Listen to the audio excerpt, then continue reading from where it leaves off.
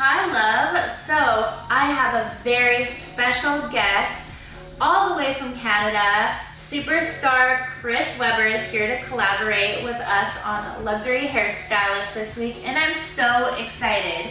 Chris, tell us a little bit about yourself. Hey, so my name is Chris, yes, and I'm the owner of Vanilla Loft in Vancouver. It's in British Columbia, Canada, and yes, I'm here to collaborate to do this Beauty's hair, so I'm excited to be here.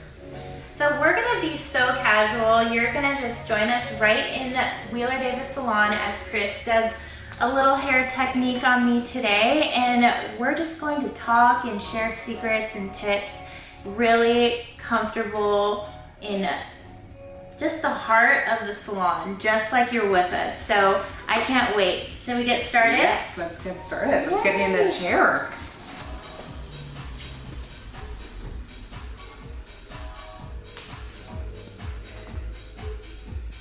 Okay, let's get mixing.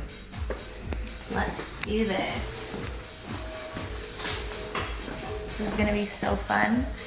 I am lucky because I get really great people doing my hair, but since they all live in different areas of the world, it's not as often as I want, but I feel super lucky and blessed to have this human work on me.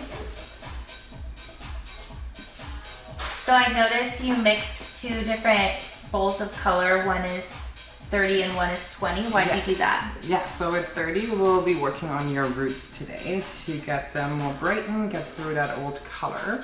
And then 20, I just want to kind of work on some of the already bleach pieces, so we're not over processing your hair today. But I will mainly use 30, but to connect the really bright pieces, I added some 20 to it. I love that. I think it's so important to treat each area of the hair like its own client. Yes. I always compare it to getting a facial peel. You wouldn't put the same chemical on your eyelid as you would your cheek, right?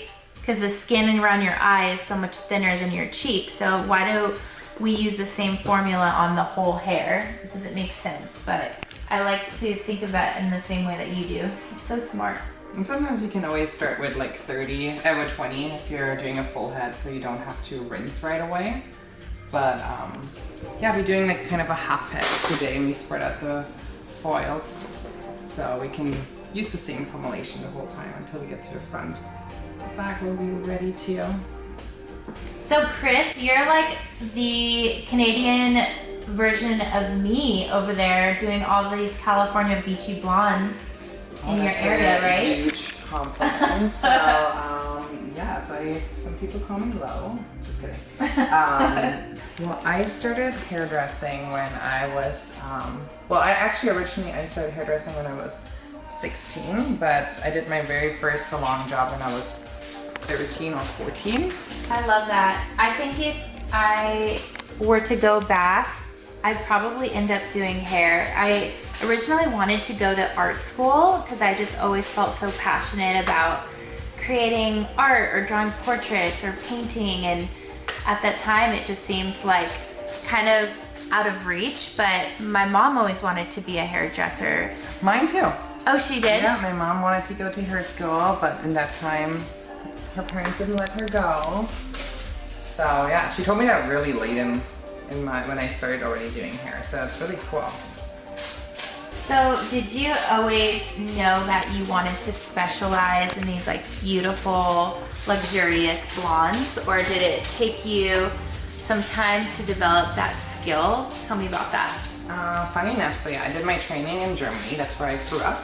So we have a lot of blondes there. So I worked in a salon with 5 other girls and everyone was blonde. But I actually used to do a lot of punky colors and like crazy colors, and now I call them crazy colors, but I used to do all vivids and all of that for a long time. But in my heart, I always knew I really prefer luxurious, detailed work and blonding, brunettes. I remember the first time I saw your work, it was like those vibrant colors, and that's what first made me follow you all those years ago. And I just remember thinking like, this guy really has such an eye for color and detail. And you know, I feel like a lot of people can do blonde, or a lot of people can do these vibrant colors, but to make it look luxurious is not a simple thing. I feel like it's an eye that you have that brings your taste level to that luxury level. Thank you. Yeah, I feel like my biggest challenge always was, like, I never loved the look of the punky colors, like that it looks so fake. So my biggest challenge was always to make colors kind of look natural. Sounds silly, but I feel like a lot of my clients always said to me that my pastels and everything looks like it could be a natural hair color. So how long have you been doing hair now? Including training. So the training in Germany is 3 years. So including my training, it's been 10 years? Yeah, 10 years. Wow. It's been 17 for me. Wow. I can't even believe it. It's like, it's amazing. I feel like I started like a couple years ago. Because do you always like to do blonding? Like, was that always yours? Actually, it's so funny. I started as a general hairstylist doing a lot of family services. And basically I was really known in my old salon for doing actually like pixie cuts and bridal. Oh wow. And like a lot of like textured bobs. I was way more into hair cutting in the earlier parts of my career than color. And literally in the last like 6-7 years did I start to really like specialize. With all the balayage craze started hitting us like 5-6 years ago. I was so inspired by all of these like Victoria's Secret blondes starting to pop up out of nowhere, and then I started to really, you know, practice that and niche down and just tailor my business to catering to those services. So did you say everyone specializes at Vanilla Loft in color? I would say yes, our color is definitely our strongest. Like, coloring is our strongest feature. But one of my girls, Kat, she is amazing in extensions. So we do extensions as well. And cutting, like, I honestly, like, my girls are so amazing in cutting too. But yeah, I would say like we really branded to like that lived in, effortless looking hair. Like even in cutting, I feel like cutting is so important as well. Like making haircuts and colors look lived in together. I just feel like it's just so important, and we have to just like use our platforms to educate our clients because we want them to be happy. That's like our mission in life as like hairstylists, to create beautiful work and put those smiles on our clients' faces and make a beautiful livelihood in the process, you know? Yeah, I'm trying to be better in it too. And it's nice how many people message me afterwards. It's like I really try to tell people that lighting is always really important. Because when you take photos, like especially the ring light, I don't work with ring lights. So I always try to work with natural lighting as well.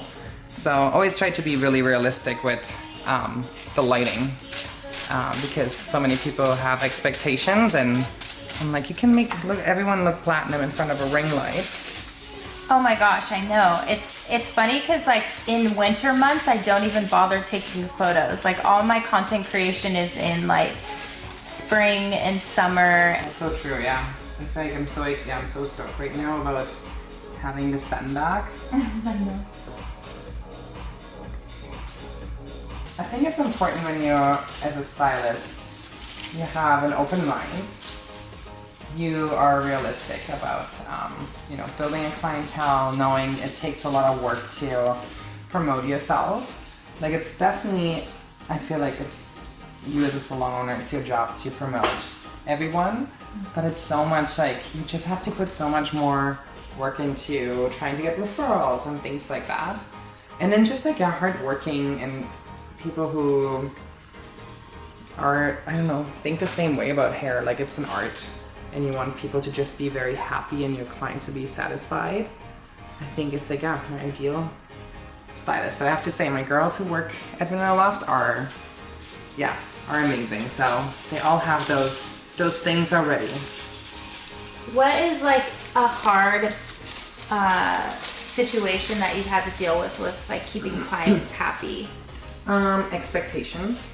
So I guess as more popular you get on social media, as harder it gets to explain to people that not everyone can have hair down to your butt, all beachy blonde in one go.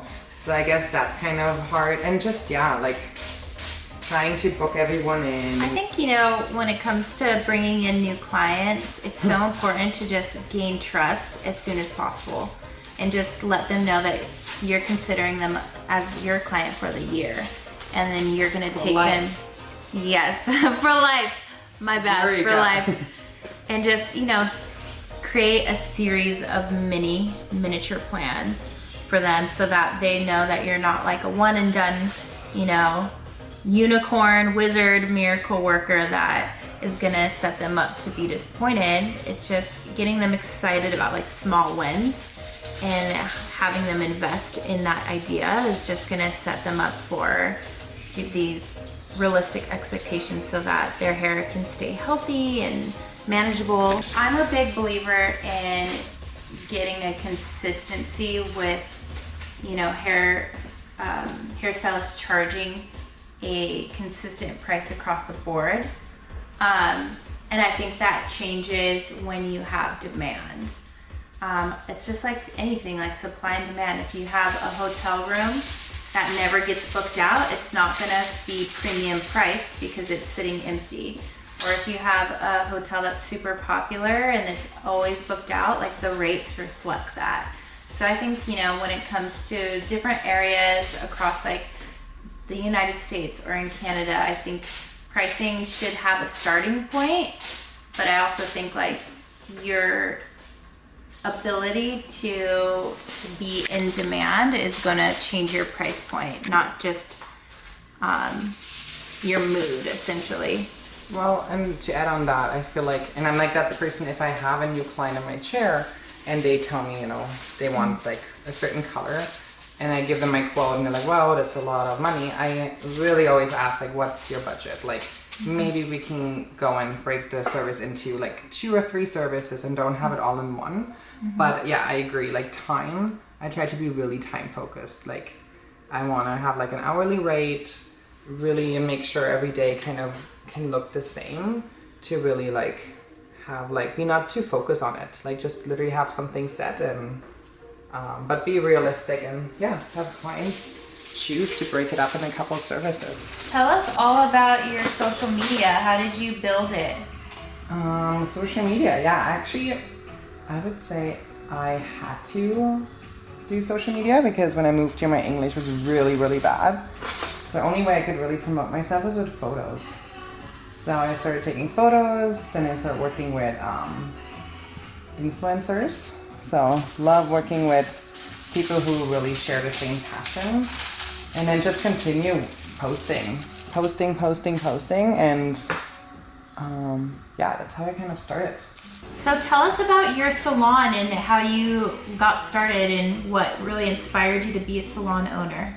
That's a good question. My favorite one. I was being a chair mentor for a long time, and it was so much work that I really wanted to make sure I can hire someone who can help me. So my husband decided to help me with all my managing, and we realized that I got so busy that I would have been able to, you know, fill more chairs. Tell us a juicy client story. Well, there was one. Asian hair.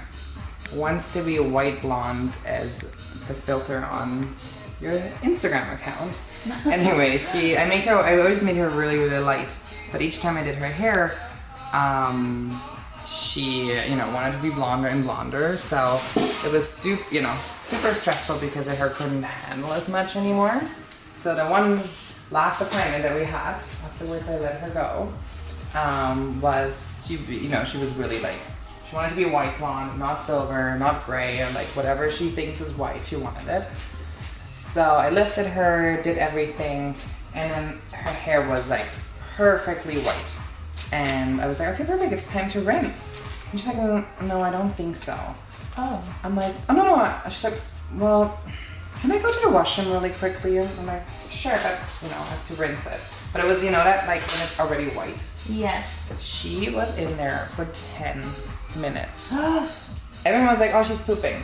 But she was not. She was waiting in there, and then she came out with a big, giant smile, being like, I'm ready now. I rinsed her hair. I didn't even have to tone her. Like, I did a quick purple shampoo. My hair was smushy. Like, I was sweating. Everyone around me was like staring. It was literally like snow. Like, her hair looked good. So I was, she was so happy. She was smiling. She was super stoked. And then I was like, you know what, maybe I'd take a photo.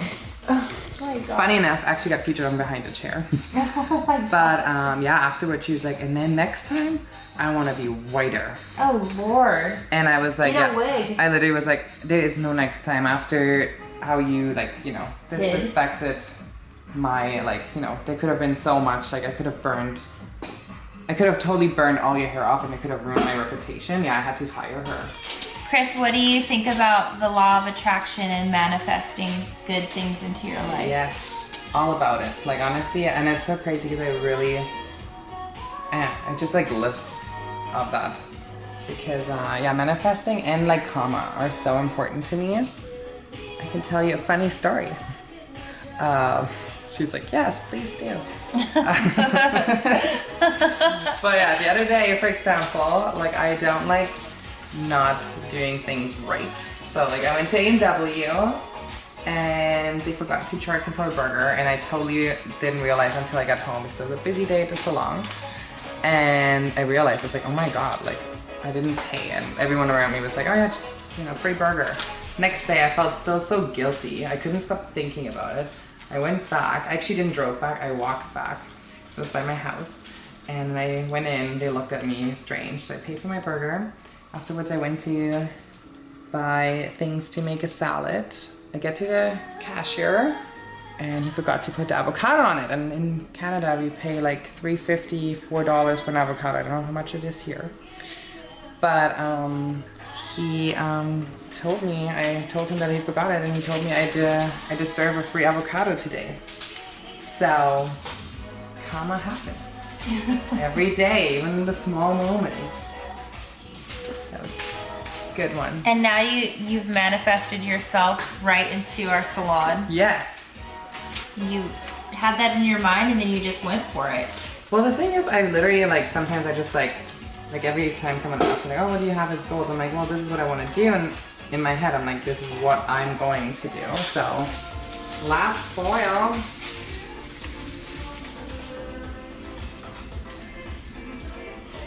So, we are so excited to have this brilliant beauty collaborating on my hair for a little tutorial on luxury hairstylist. Woo woo!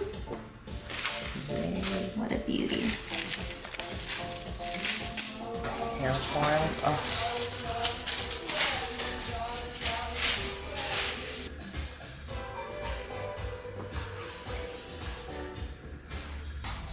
I personally never like to tell whoever is doing my hair like what to do because that's your creative time to make decisions. And so if I told you like what placement I want or what formula I want, you would not think and create on your own. I'm pretty easygoing with myself because I also like it when my clients are easygoing. So yeah.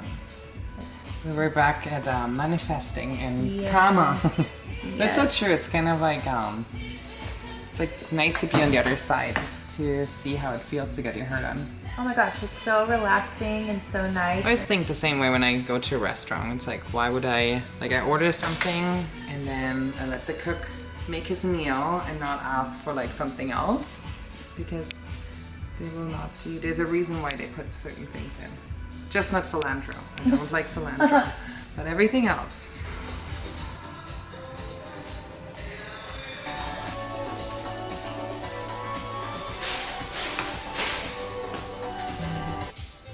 A little angel. Oh, you too.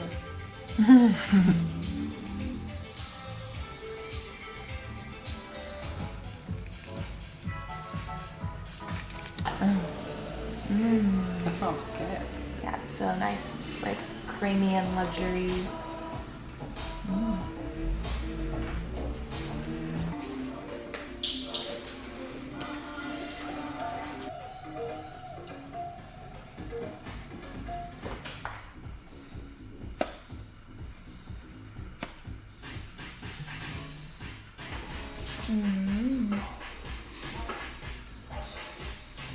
It's the signature Chris bag. Really bouncy.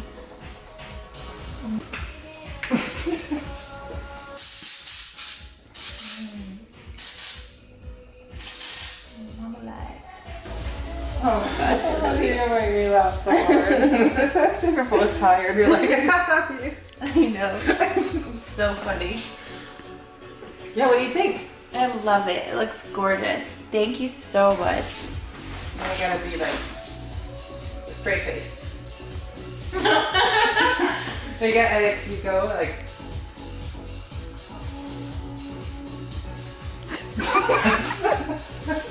And then you actually have to wear a backpack too. Is it really? Sorry.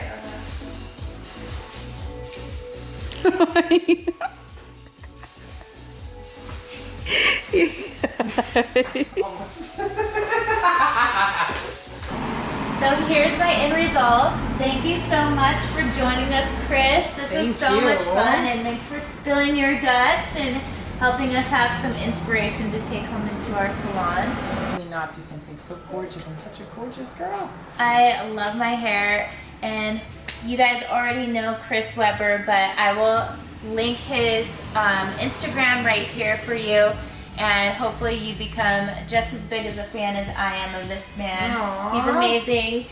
Thanks, you guys. I can't wait to talk to you all about my new hair in our community, so I will see you next week.